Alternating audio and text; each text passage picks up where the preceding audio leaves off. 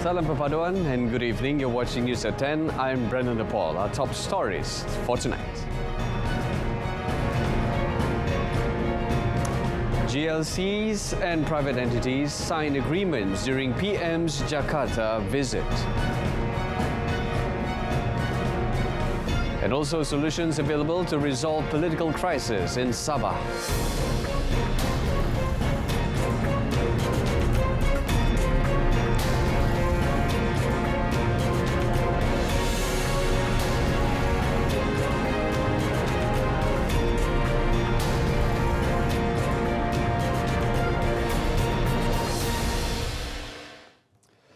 Several Malaysian government-linked companies, GLCs and private entities inked multiple memoranda of understanding and collaboration and submitted letters of intent to their Indonesian counterparts during Prime Minister Datuk Seri Anwar Ibrahim's first official overseas visit to Indonesia. So far, the MOUs total up to a potential 1.66 billion ringgit.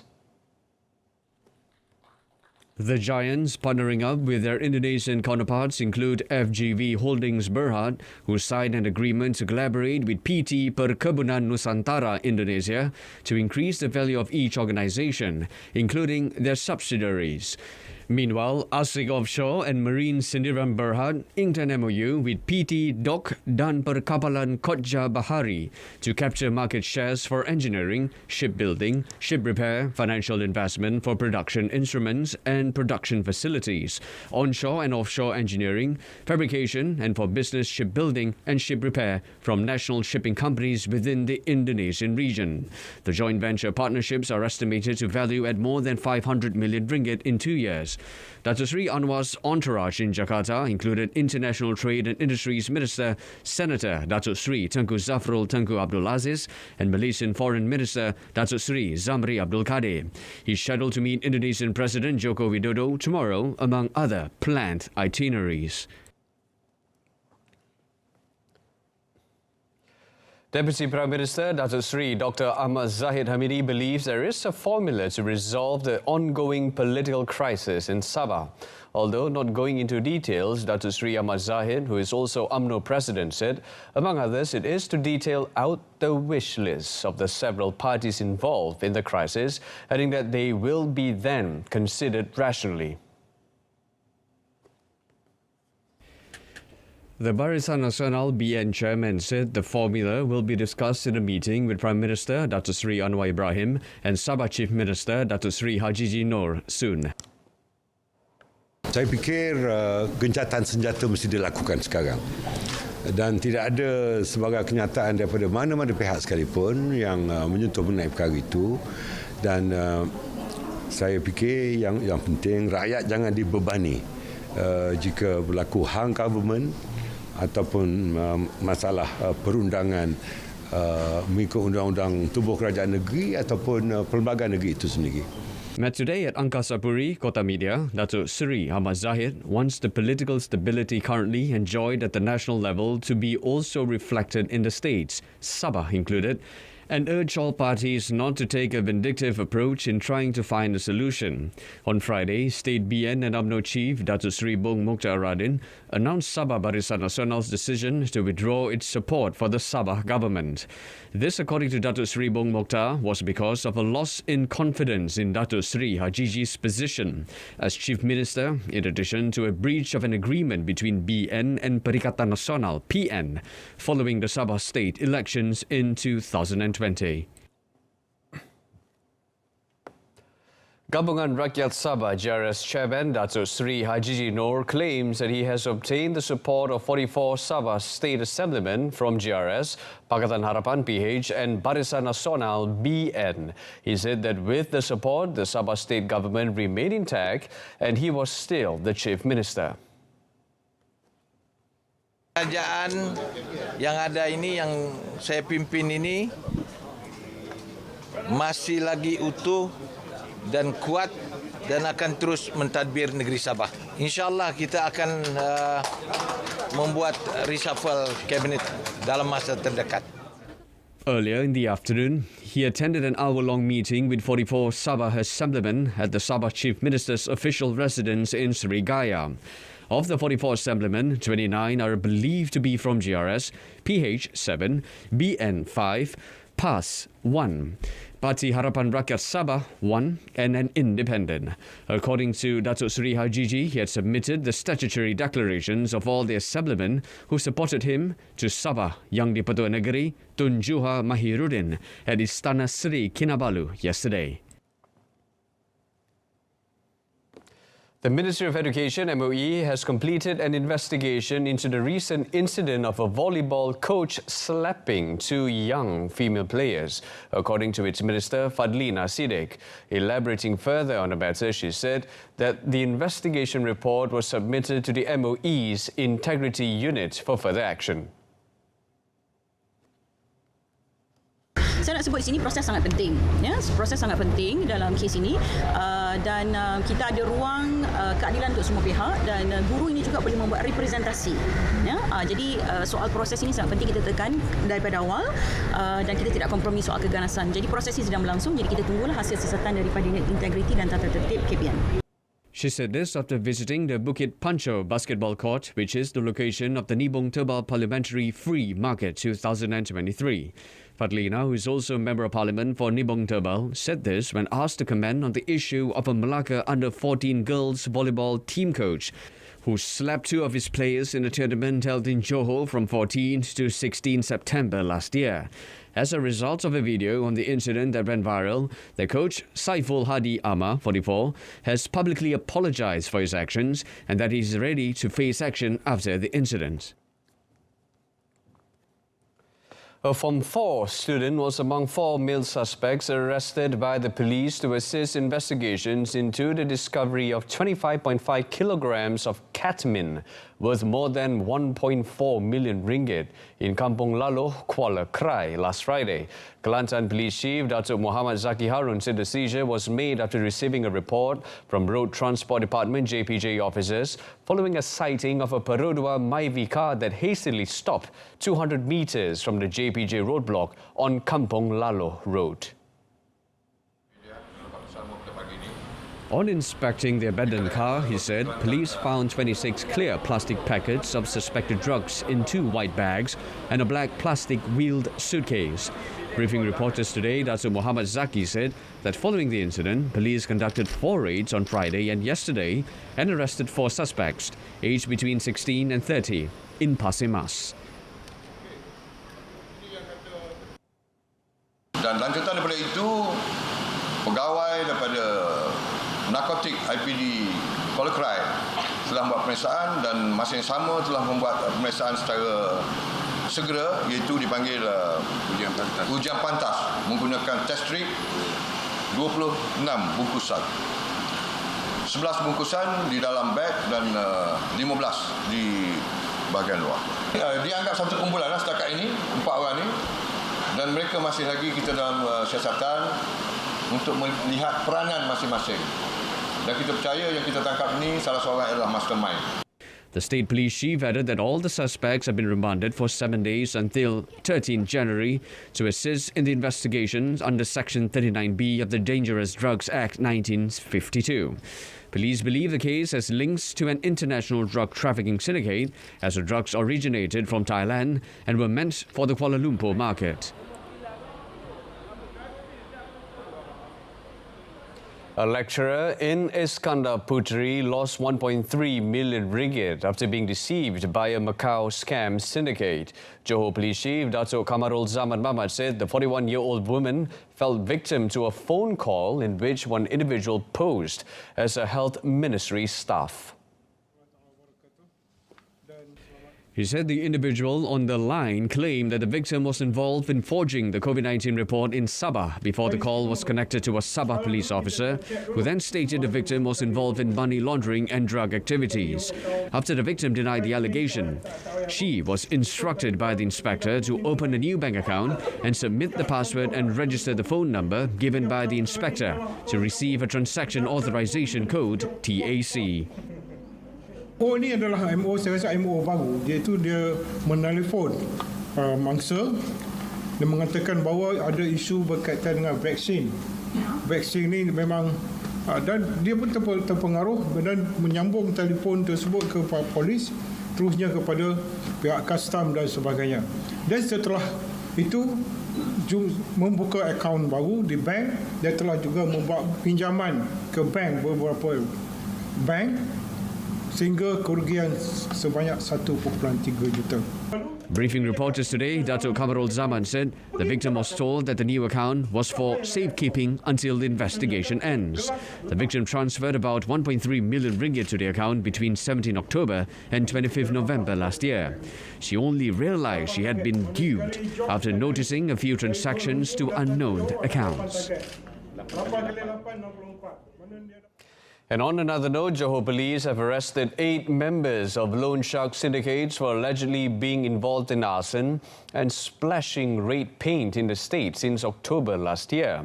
Dato' Kamarul Zaman said that based on investigation, the suspects were involved in 21 cases in the state and 2 cases in Kuala Lumpur and Malacca.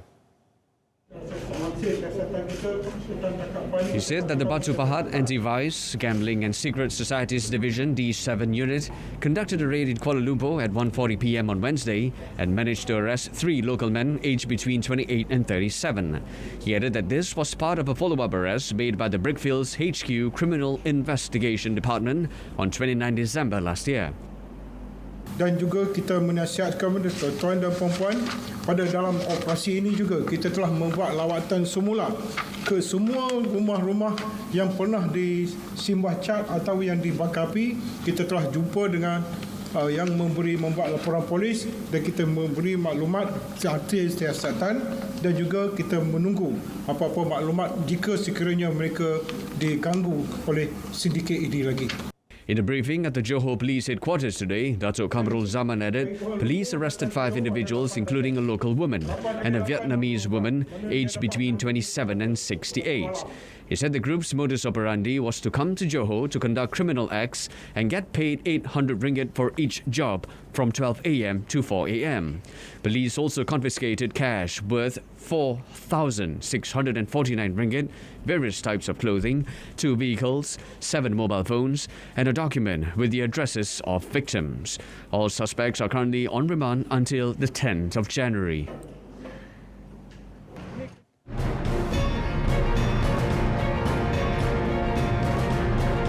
And still to come, more Chinese enterprises eyeing to invest in Malaysia. Stay tuned.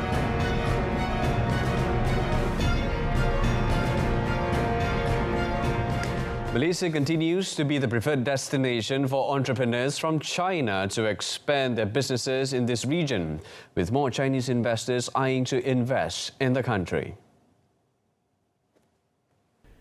China's ambassador to Malaysia, Ouyang Yuting, says, amid increasing global economy vulnerability and escalating geopolitical tensions, China-Malaysia trade and investment have bucked the trend and achieved new growth. He said China's official statistics showed that from January to November 2022, China-Malaysia bilateral trade has increased 18.5% on a year-on-year basis, reaching $184.75 billion. China is expected to be Malaysia's largest trading partner for the 14th consecutive year. According to Malaysia's official statistics, China's investment ranked top in the first half of 2020, reaching $11 billion, accounting for 55.6% of the total foreign direct investment (FDI) in Malaysia, making the world's second largest economy Malaysia's most important development partner. As this year marks the 10th anniversary of China-Malaysia Comprehensive Strategic Partnership, and while 2024 will be the 50th anniversary of the establishment China-Malaysia diplomatic relations, the Chinese ambassador also proposed that both countries work out a blueprint for China and Malaysia's future development. Health safety measures at airports have been in place since the start of the pandemic and continue to be diligently implemented, especially in view of the significant increase in international traffic movements in 2022. Malaysia Airports Holdings Berhad, MAHB, said last year the group registered about 143,000 international aircraft movements for its Malaysia operations, with the bulk of the movements happening in KL International Airport, KLIA, at about 111,000. MAHB said with the latest easing of travel restrictions by the Chinese government, the group expects the number of international aircraft movement at its network of airports to increase even more in 2023. There have been both inbound and outbound China flights operating at KLIA since April 2022, and these had gradually increased in frequency in the last quarter of the year. MAHB said KLIA was expected to receive 11 flights from China today, namely 9 at KLIA main terminal and 2 at KLIA 2. It said the airport will be receiving an average of 10 flights daily in the coming week.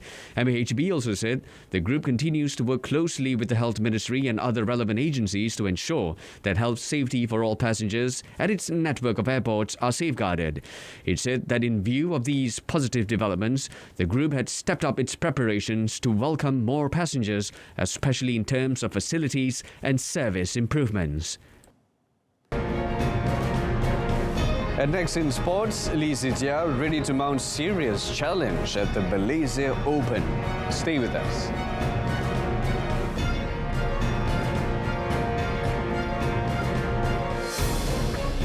National badminton men's singles ace Setia feels he is in the best condition and ready to mount a serious challenge in the Malaysia Open 2023 beginning Tuesday after declaring himself free from injury. The world number 2 player is confident of putting up a better show in the prestigious tournament for the home fans after a disappointing performance in last year's edition, which saw him crashing out in the second round. The 24-year-old shuttler will go into the tournament as the second seed, but even then faces a tricky first-round encounter against Japanese player Kodai Naraoka, who ended his campaign last year by bagging third place at the World Tour Finals in December. Setia has had some forgettable Malaysian Opens in the past. Besides his second-round loss to unheralded Indonesian player Shesa Hiren Rushstavito last year, he suffered a first-round defeat to Thailand's S. Avihingsanon in 2019. The 2022 Badminton Asia Championships champion also spoke excitedly over what could be an all-Malaysian second-round encounter with Ng Se-yong should both clear their first-round matches. He said Se-yong is an intelligent player and he knows what needs to be done to improve and is very clear on what he wants to do. And Malaysia will be the first Asian country to send its national para-hockey players to participate in the Special Olympics hockey at the Special Olympics World Games in Berlin from 17 to 25 June. Malaysian Para-Hockey Association PPHM President Datuk Seri Megadi Shariman Zaharuddin said the event, known as Hockey ID, is an exhibition event before being listed as an official event in a prestigious sports game in the future. Commenting further the matter, Datuk Seri Megad said they are preparing their athletes from various states early to represent the country at the prestigious event. The Special Olympics World Games is a sports event specifically for disabled athletes who compete in 26 events, including badminton, athletics, bowling and cycling. Meanwhile, Datuk Seri Megad, who is also the Malaysia Paralympic Council MPM President, said the establishment of the association on 14 June 2021 is a platform for disabled athletes, including those with physical handicaps, deafness, mute, mental illness and dwarfism to enter hockey. He said PPHM has taken steps to provide this platform as an opportunity for disabled people to showcase their talents in hockey. He added that to achieve the goals of the association, PPHM will work with the Education Ministry, Youth and Sports Ministry and the National Sports Council. Birthday boy Muhammad Faisal Abdul Halim saved the day for Malaysia with a fine opportunistic goal as they were made to toil for a 1-0 win over Thailand in the ASEAN Football Federation AFF SemiFinal first leg tie at the National Stadium in Bukit Jalil. The Harma Malaya stunned the more fancied War Elephants in the 11th minute when defender Sharul Nazim Zulbakar sent a raking pass to overlapping left-back V. Reventiran to head into the path of Nipi winger Muhammad Faisal, who turned 25 today to slot the ball past the on-rushing Thai goalkeeper Kittipong Puthortrak. Q Pandemonium as the stadium, with 62,989 spectators inside, erupted with joy. The goal could very well prove crucial when Malaysia, the 2010 champions, head to Bangkok for the return leg at the Thammasat Stadium on Tuesday in a bid to make the final against either Vietnam or Indonesia. If there's one thing this first leg tie showed everyone, is that Malaysia can expect a torrid time in Bangkok because they found themselves under the cosh for most of the game after taking the lead. With the defeat, the National Stadium, meanwhile, continues to be a jinx for Thailand as they have yet to win there.